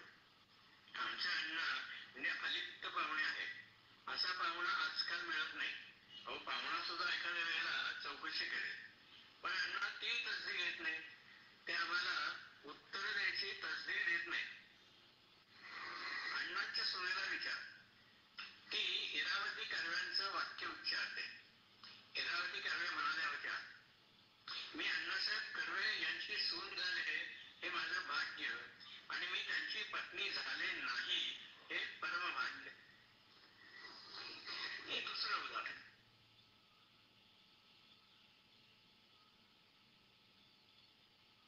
हे दुसऱ्या पक्षाचे. बायको, मुलगा, सून यांना आपण पुढं होऊन मदत करायला हवी हे या पक्षाचे ते आहे. बायको सुनेनं बोहारणीला घ्यायला काही कपडे काढले की नाना मदत करायला हजर. हे कपडे बोहारणीला देण्याची गरज नाही. कपडे उत्तम आहेत. थंडीत विशेषतः रात्री झोपताना घरी घालायला काय हरकत आहे. ही बादली नको, ही फार लहान आहे. अगं प्लास्टिकची बादली तर नको. या बादलीला कागदाच्या जाडीचं प्लास्टिक लावलंय वगैरे मौलिक माहिती नाना आपण देतात आणि त्यांच्या कार्यक्रमात व्यत्यय आणतात. सुनेनं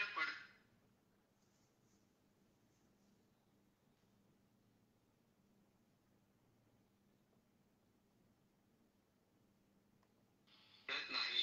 तात्पर्य संसारात मला करण्याजोगी जी कामं असतात ते करण्यासाठी मी मुलासुनेच्या संसारात सहभागी होतो. ज्या बाबतीत लक्ष घालण्याचं मला कारणच नाही त्याच्यामुळे अलिप्त राहतो. पण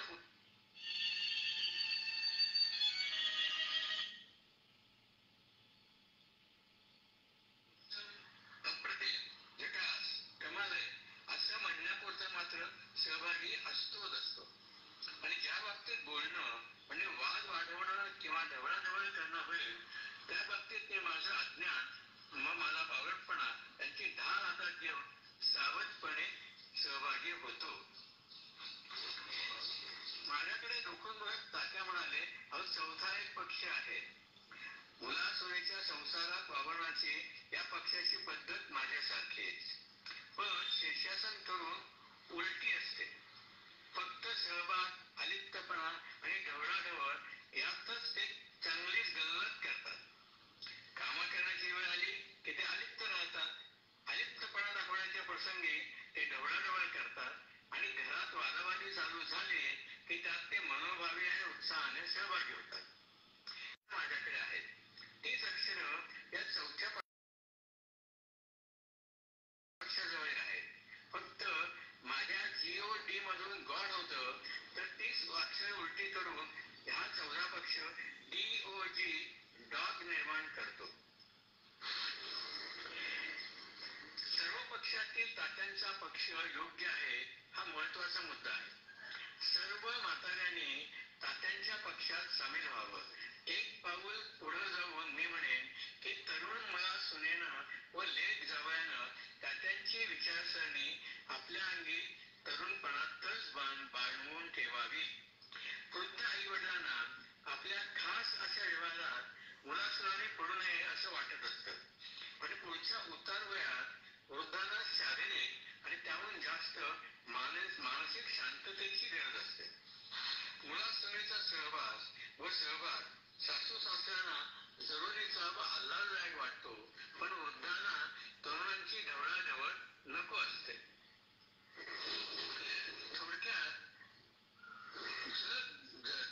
थोडक्यात सांगायचं तर जरूर असेल तेव्हा अलिप्तपणा, जरूर तेव्हा सहभाग व ढवळाढवळ कदापि नाही, हीच वागण्याची रीत हवी. या रीतीने एकीकडे कुटुंब एकसंघ राहतं, त्याचबरोबर कुटुंबातील प्रत्येकाला आवश्यक असलेली मोकळीकही मिळते.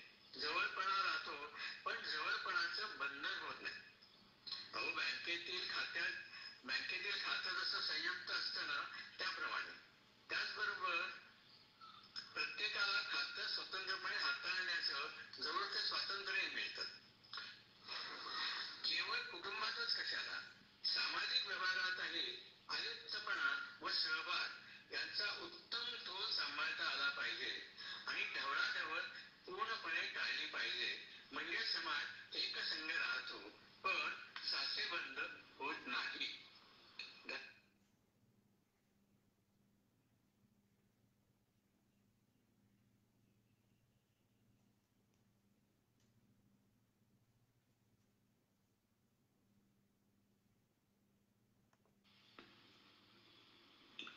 पाण्याचं सानिध्य हे नेहमीच मन रिझवणारं असतं.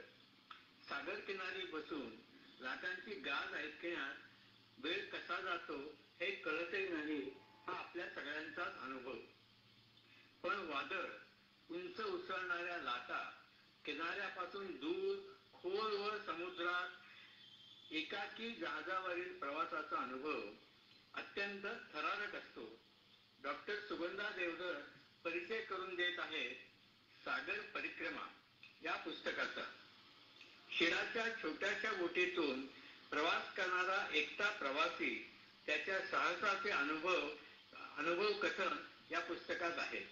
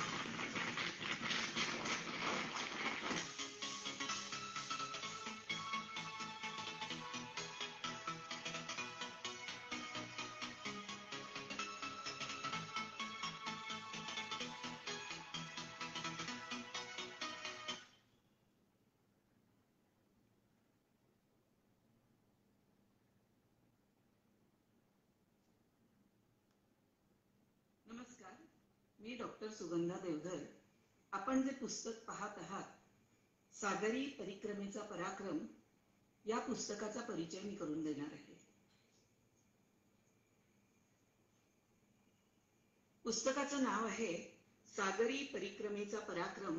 लेखक आहेत दिलीप दोंदे. हे पुस्तक मुळात इंग्लिशमध्ये आहे. इंग्लिशमध्ये लिहिलेल्या या पुस्तकाचं नाव आहे द फर्स्ट इंडियन, म्हणजेच पहिल्या दर्यावर्दी भारतीयाची यशोगाथा. या पुस्तकाचा अनुवाद सागरी परिक्रमेचा पराक्रम या नावाने मुक्ता देशपांडे यांनी केलेला आहे आणि हे पुस्तक मेहता पब्लिकेशन्स तर्फे ऑगस्ट 2019 मध्ये प्रसिद्ध झाले. पृष्ठसंख्या आहे 280. आता या पुस्तकाविषयी काही प्रसिद्ध मॅगझिन्स आणि वृत्तपत्र याच्यात आलेले मी अभिप्राय वाचून दाखवते, म्हणजे आपल्याला थोडीशी आधी कल्पना येईल. पहिला अभिप्राय आहे उपसंपादक इंडिया टुडे संदीप उन्नीथन यांची. हे पुस्तक 5 वर्षे चाललेल्या मोहिमेची संपूर्ण सफर घडवतो. सागर परिक्रमा ही ती मोहीम. भारतात प्रथमच बनवलेल्या म्हादेई या शिडाच्या बोटीच्या बांधणीपासून ते तिला सागरी प्रदेशांचा एव्हरेस्ट समजल्या जाणाऱ्या प्रदेशातून प्रवास करण्यासाठी कसं तयार केलं गेलं आणि कमांडर दिलीप दोंदे यांनी ही अविश्वसनीय परिक्रमा कशी पूर्ण केली, तीही एकट्याने, ही सर्व कहाणी वाचकाला खिळवून ठेवते. भारतीय सागरी इतिहासात एका नव्या अध्यायाची सुरुवात या मोहिमेने केली. पुढचा अभिप्राय आहे निलोफर वेंकटरमण, संपादक नॅशनल जिओग्राफिक मॅगझिन इंडिया. अडचणींचे डोंगर पार करून आपलं ध्येय साध्य करणाऱ्या दिलीप दोंदे यांची ही कहाणी स्वप्न बघणाऱ्यांसाठी अतिशय प्रेरक आहे. कोणत्याही पथदर्शक प्रवासामध्ये निर्धार, निश्चय आणि मनोबल याशिवाय संयम, विनोदबुद्धी आणि सहाय्य करणारी समर्पित वृत्तीची मंडळी या गोष्टी अतिशय गरजेच्या असतात. आणखी एक अभिप्राय द हिंदू प्रतिनिधी एस आनंदन यांचा. स्वतःवरचा अढळ विश्वास आणि दृढनिश्चय यांची दिलचस्प कहाणी, निडर पथदर्शक प्रवासाच्या आठवणी जागवणारी कमांडर दोंदे यांची रसाळ शैली सर्व अनुभवांची सफर घडवते. मोहिमेची टप्प्याटप्प्याने झालेली प्रगती, अचानक समोर येणाऱ्या गुंतागुंतीच्या घडामोडी, अखेरीस झळाळणाऱ्या यशाचं रंगीबेरंगी इंद्रधनुष्य याविषयीचे अनुभव श्रीयुत दिलीप दोंदे आपल्याला कथन करतात आणि आपण त्यांच्याबरोबरच त्यांच्या अनुभवामध्ये रममाण होतो. भूमीवरील उदासीन नोकरशाही आणि सागरावरची भयानक वादळं यांना लीलया तोंड देणारा हा शूर सागरवीर गोष्ट रंगवून सांगण्यातही तेवढाच निपुण आहे. आणखी एक अभिप्राय सुखवंत बसरा, नॅशनल स्पोर्ट्स एडिटर, हिंदुस्थान. पुस्तकातील अनुभव किती हतोत्साहित करणारे असतील या वास्तवाचा विसर पाडण्याची शक्ती कमांडर दोंदे यांच्या उपरोधिक विनोद बुद्धीत आहे. अनेक बंधनं आणि अडथळे झुगारून देऊन एखाद्या भारतीयांनी असं ध्येय साध्य करणं हे अधिकच असामान्य म्हटलं पाहिजे. या सगळ्या अभिप्रायावरून आपल्या लक्षात आलंच असेल की ही मोहीम किती खडतर होती. याची तुलना फक्त एव्हरेस्ट सर करणाऱ्या गिर्यारोहकांशीच करता येईल. फरक एकच की जेव्हा गिर्यारोहण करताना, एव्हरेस्टची मोहीम करताना बरोबर टीम असते आणि इथे मात्र खाली अथांग पसरलेला सागर, वरती अनंत आकाश आणि ह्या अशा अफाट जगतामध्ये छोटीशी एकाच शिडाची बोट आणि त्याचा हा एकच प्रवासी. फक्त कल्पना करा. 19 ऑगस्ट 2009 मुंबई येथून सुरू झालेली ही सफर 9 महिन्यांनी 19 मे 2010 मुंबई बंदरात प्रवेश करून पूर्ण झाली. त्यावेळी शिडाच्या बोटीतून एकट्याने पृथ्वी प्रदक्षिणा करणारे भारतीय सागरी इतिहासातील पहिले भारतीय म्हणून दिलीप दोंदे यांचं नाव कोरलं गेलं आणि जगातील 175वा सदस्य एकल प्रदक्षिणा करणारा म्हणून सर रॉबिन नॉक्स जॉन्स्टन यांच्या वेबसाईटवरही त्यांचा समावेश झाला. कमांडर दोंदेंच्या या यशस्वी मोहिमेनंतर अनेकांनी प्रेरणा घेऊन या शिडाच्या बोटीतून एकट्याने पृथ्वी प्रदक्षिणा केली. त्यापैकी एक अभिलाष टॉमी, जे कमांडर दोंदेंच्या मोहिमेच्या तयारीमध्ये त्यांचे मदतनीस होते. भारतीय महिलाही या क्षेत्रात मागे नाहीत बरं का. 6 महिला नौदल अधिकाऱ्यांचा एक चमू 10 सप्टेंबर 2017 ते 21 मे 2018 या काळात पृथ्वी प्रदक्षिणा करून आला. नौदलानेही अशा अनेक पर्यटनांना प्रोत्साहन द्यायला सुरुवात केली आहे. 2010 ते 2018 या काळात एकूण 8 भारतीयांनी अशी पृथ्वी प्रदक्षिणा केली आहे. तर पृथ्वी प्रदक्षिणेचं हे रोपटं लावण्याची कल्पना ऍडमिरल आवटी यांची आणि त्यांच्या या कल्पनेला प्रतिसाद दिला कमांडर दोंदे यांनी.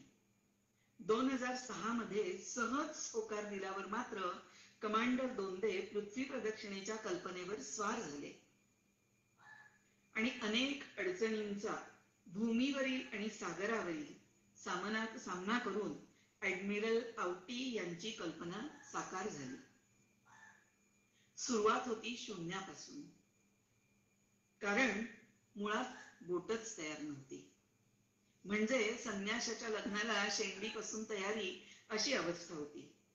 बोट कशी बांधायची, मटेरियल काय हवं, डिझाईन कसं असावं, कुठे आणि कोणी बांधायची, कारण असा प्रवास कधी कोणी भारतीयांनी केलाच नव्हता ना. त्यामुळे अशी बोट रेडीमेड भारतात नव्हतीच. स्वतःच ऍडमिरल आपले कॅप्टन दोंदे यांना डिझाईन्स पासून ही सुरुवात करावी लागली. त्यामुळे डिझाईन, मटेरियल सगळ्याचा बेसिक अभ्यास करणं जरुरीचं होतं. शिवाय सरकारी नोकरशाहीचे परवानग्या आणि लाल फिती असे अडथळे. प्रोजेक्ट सादर करताना प्रवासाच्या सुरुवातीची तारीख विचारणारी नोकरशाह, तारीख सांगितल्याशिवाय पुढे गाडी सरकायलाच तयार नव्हती. म्हणून 15 ऑगस्ट 2009 अशी तारीख सांगितली आणि ती तारीख गाठण्यासाठी काळाशी शर्यत सुरू झाली. तेव्हा बोट कागदावर सुद्धा नव्हती.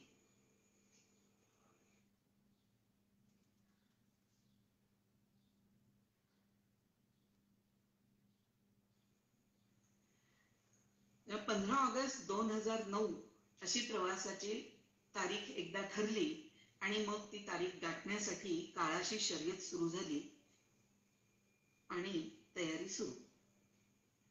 अगदी डिझाईन शोधण्यापासून कमांडर दोंदे या म्हादेई बोटीशी जोडले गेले आणि पोटच्या मुलाप्रमाणे त्यांनी या बोटीवर प्रेम करू लागले. अनेक अडथळे, ट्रायल आणि एरर अशा पद्धतीने पार करत गोव्यातील जहाज बांधणारे श्री रत्नाकर दांडेकर यांनी मे 2009 बोट तयार करून कमांडर दोंदेकडे सुपूर्द केली. आता ही बोट तयार होत असताना काय काय अडथळे आले आणि ती कशा कशा पद्धतीने सुधारित करत गेली, काय काय बदल करीत जावं लागलं, हे मुळातूनच वाचण्यात गंमत आहे. समुद्र प्रवासाची त्या बोटीने ट्रायल घेऊन त्यातील दोष निवारण करणं हे कामही एकीकडे चालूच होतं. अखेर सर्व अडथळ्यांची शर्यत पार करून 15 ऑगस्ट ऐवजी 19 ऑगस्ट 2009 रोजी मुंबई बंदरातून कमांडर दोंदे यांची एकल मोहीम सुरू झाली. पुढच्या 9 महिन्याच्या कालावधीत New Zealand, Finland, south America, south Africa अशा 4 ठिकाणी भूमीवर 1-2 आठवडे विसावत कसलो बोटीची मरम्मत करून त्याच्यात वेळ जाऊन पुन्हा पुढच्या प्रवासाला निघणं असा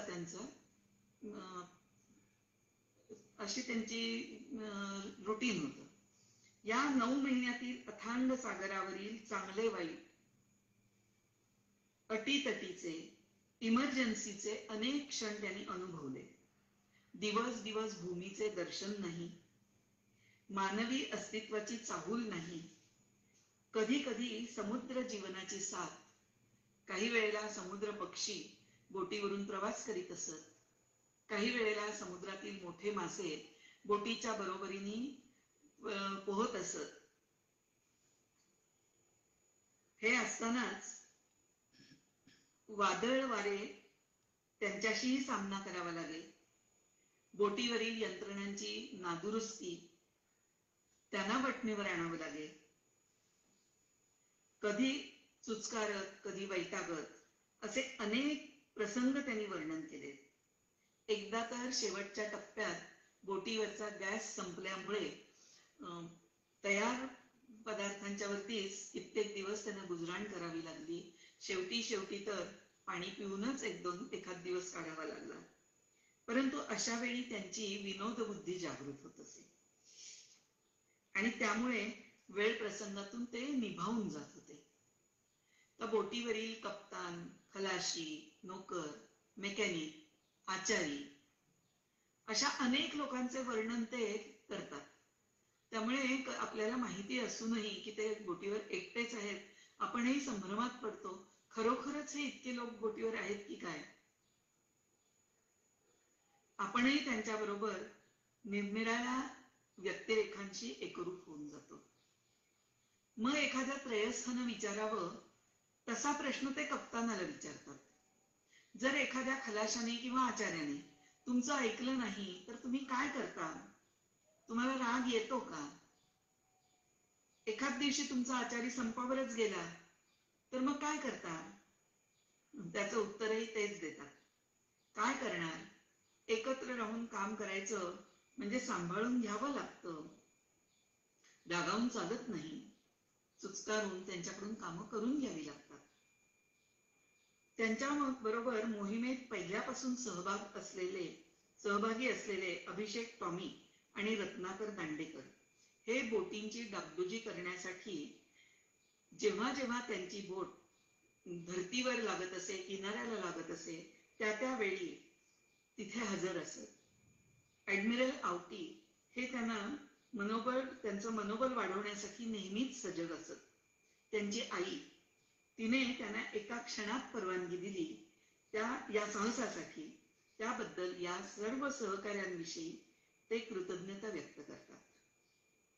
सर रॉबिन जॉन्स्टन एकल सफर करणारे पर्यटक आणि इतर ज्यांनी त्यांना मार्गदर्शन केले, सागरी पर्यटनातील संभाव्य अडथळे आणि त्यावर मात करण्यासाठी मनोधैर्य वाढवले आणि जपले, त्या सर्वांचा आवर्जून उल्लेख ते या पुस्तकात करतात. एका ठिकाणी त्यांनी म्हटलं आहे, साऊथ ब्लॉकचे अडथळे पार करण्यापेक्षा सदर्न ओशन पार करणं हे अधिक सोपं आहे. 21व्या शतकातली ही सफर असल्यामुळे इंटरनेटद्वारा ते जगाशी जोडलेले होते. संपूर्ण सफरीमध्ये ते ब्लॉग लिहित होते. त्यावर येणाऱ्या प्रतिक्रियांमुळे लोकांची मते त्यांना कळत होते. लोकांची असलेले आपल्या सफरीबद्दलचे कुतूहल त्यांना जाणवत असे. त्यांचे शंका निरसनही ते ब्लॉगद्वारे करीत असत. त्यांना येणाऱ्या अडचणीही त्यांच्या सहकार्यांना ज्ञात होत असल्यामुळे मुक्कामाच्या ठिकाणी आवश्यक त्या सगळ्या यंत्रसामग्रीसह अभिषेक टॉमी आणि रत्नाकर दांडेकर तिथे हजर असत आणि त्यांची बडदास्तही उत्तम प्रकारे ठेवली जात असे. एकंदरीत त्यांनी त्यांची सफर पूर्णपणे एन्जॉय केली. आपणही त्यांच्याबरोबर प्रवास करत त्यांचे अनुभव अनुभवतो. पुस्तक वाचताना कुठंही कंटाळवाणं होत नाही. उलट पुढं काय असं कुतूहल जागृत होत असतं. पुस्तक पूर्ण वाचल्याशिवाय खाली ठेवतच नाही. पुन्हा पुन्हा पानं उलटून पुन्हा पुन्हा वाचावं असं वाटत राहतं. फोटोही फार सुंदर आहेत. त्यामुळे समुद्राचं दर्शनही आपल्याला घडतं. त्यांच्या बोटीचीही माहिती होते. सुरुवातीला त्यांच्या प्रवासाच्या मार्गाचा नकाशाही दिला आहे. संपूर्ण प्रवास हा सागरी प्रवाह, वारे आणि सागरी प्रवाह याच्या भरवशावर असल्यामुळे काही वेळेला आपल्या अपेक्षित मार्गाच्या विरुद्ध दिशेनेही प्रवास करावा लागतो. त्यामुळे कुठचंही टाइम टेबल आखता येत नाही. तरीही जवळजवळ सर्व ठिकाणी ठरलेल्या वेळेच्या आसपास ते पोचले आणि काळाशी शर्यत त्यांनी जिंकली आणि ठरलेल्या वेळेला सफर पूर्ण करून ते मुंबई बंदरात दाखल झाले.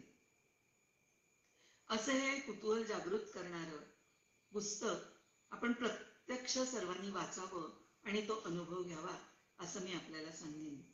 धन्यवाद.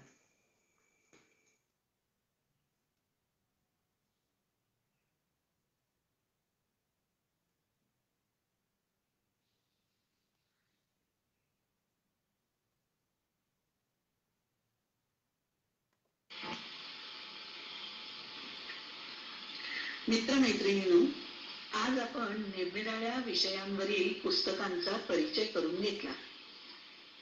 आशाताईंचं वाचन खूप आहे आणि वाचनानंतर मनन चिंतन करून तो विषय इतरांपर्यंत पोहोचवण्याची हातोटीही त्यांच्याकडे आहे. आजही त्याचं प्रत्यंतर आलंच. पंखाविना भरारी हे एक भावनांना स्पर्श करणारं पुस्तक. त्यातील पंख नसलेला मुलगा आणि राष्ट्रपती पदकापर्यंत भरारी मारण्यास त्याला मदत करणारे त्याचे आई वडील यांच्या भावना त्यांनी आपल्यापर्यंत पोचवल्या. या पुस्तकातून आपल्याला सकारात्मक ऊर्जा मिळते. दुसऱ्या साधनाताई जोगळेकर याही एक उत्तम वाचक आहेत.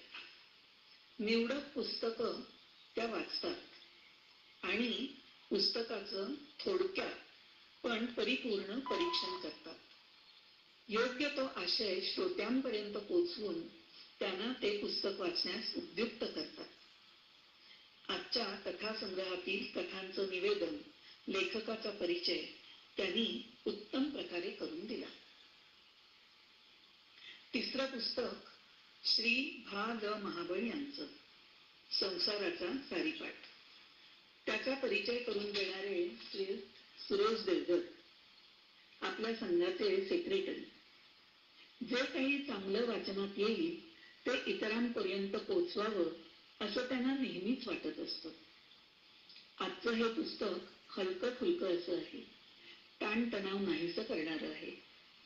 घराघरातलं वातावरण खेळकर कसं राहील, सर्व सदस्य एकमेकांशी कसे चांगल्या रीतीने जोडलेले राहतील याची किल्लीच जणू या पुस्तकात आहे. पुढचं पुस्तक सागरी परिक्रमेचा पराक्रम. ही एक साहसी सत्यकथा. एखादा निर्णय घेऊन त्याचा पाठपुरावा करण्याची ताकद असलेले लोक यशस्वी होतातच, पण इतरांनाही अशी साहस करण्यास ते प्रवृत्त करतात, त्यांना स्फूर्ती देतात. अशी साहस करणाऱ्या साहसी वीरांमुळेच निरनिराळे शोध लागतात आणि आपले जीवन सुखकर करण्यासाठी अशा शोधांचा उपयोग होतो. असं यापुढेही असा पुस्तक परिचयाचा उपक्रम आपण चालू ठेवूया. ज्या महिन्यात 5 शनिवार येतील त्या महिन्यात एका शनिवारी पुस्तक परिचय हा उपक्रम ठेवूया. पुढील वेळी नवीन सभासद यामध्ये भाग घेतील अशी आशा करते. त्यासाठी आत्तापासूनच तयारीला लागा. आपले वाचनालय समृद्ध आहे, त्याचा लाभ करून घेऊया आणि वाचन संस्कृती वाढवूया. धन्यवाद.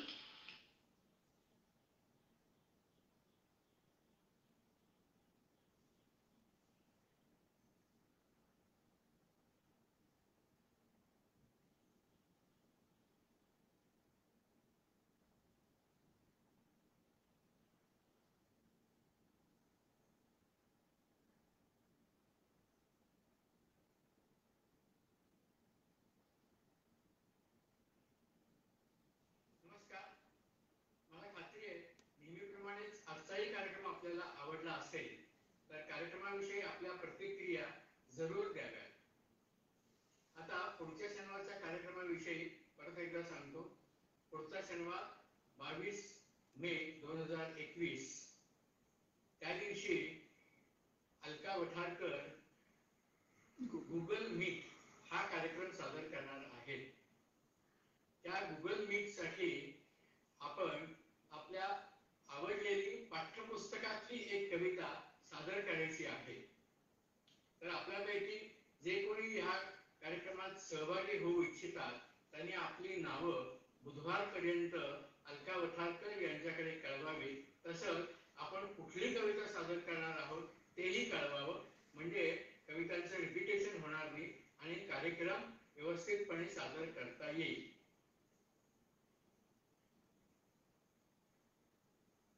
कार्यक्रमाची सांगता आपण नेहमीच्या प्रार्थनेने करूया. दुरितांचे तिमिर जावो, विश्व स्वधर्म सूर्ये पाहो, जो जे वांछील तो ते लावो, प्राणी जात सर्वेत्र सुखिनः सन्तु, सर्वे सन्तु निरामया, सर्वे भद्राणि पश्यन्तु, मा कश्चित् दुःखमाप्नुयात्.